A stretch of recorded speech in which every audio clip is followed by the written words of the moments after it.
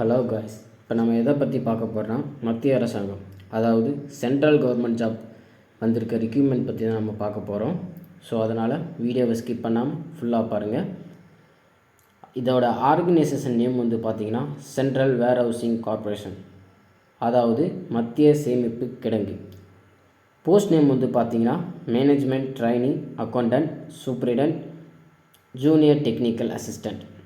Total vacancy பார்த்திங்கன்னா 179, அதாவது 179 vacancy வந்திருக்கு. அப்ளிகேஷன் மோடு பார்த்திங்கன்னா ஆன்லைன். இதை நம்ம ஆன்லைனில் தான் அப்ளை பண்ண முடியும். ஜாப் லொகேஷன் பார்த்திங்கன்னா இந்தியா. அஃபிஷியல் வெப்சைட்டில் கொடுத்துருக்கேன், பார்த்துக்கோங்க. இம்பார்ட்டன்ட் டேட்ஸ் பார்த்திங்கன்னா நோட்டிஃபிகேஷன் ரிலீஸ் ஆன டேட் 13 டிசம்பர் 2024.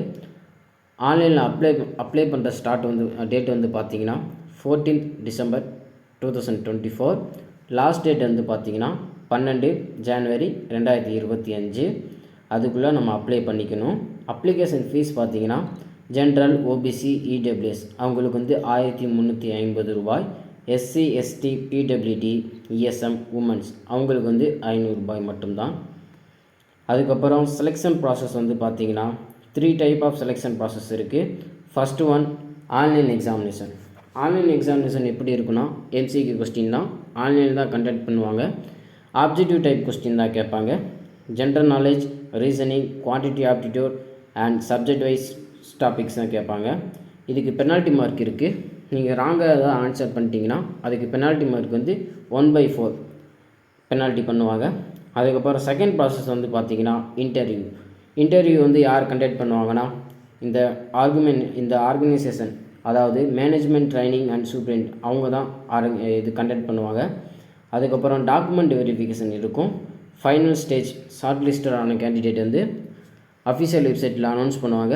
அதை நம்ம சேனலில் அப்டேட் பண்ணுவோம். ஸோ அதை பற்றி ஒரி பண்ணிக்காதீங்க.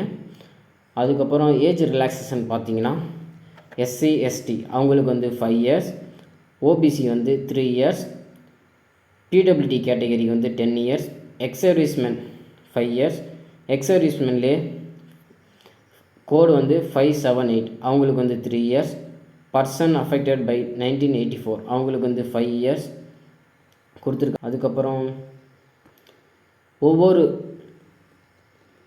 ஒவ்வொரு போஸ்ட்டுக்கும் தனித்தனியாக சப்ஜெக்ட் வைஸாக கொடுத்துருக்காங்க, எவ்வளோ கொஸ்டின் கேட்பாங்க. அதுக்கப்புறம் மீடியம் ஹிந்தி அண்ட் இங்கிலீஷில் தான் கொடுத்துருக்காங்க. டியூரேஷனும் ஒவ்வொரு போஸ்ட்டுக்கும் தனித்தனியாக மாறும்.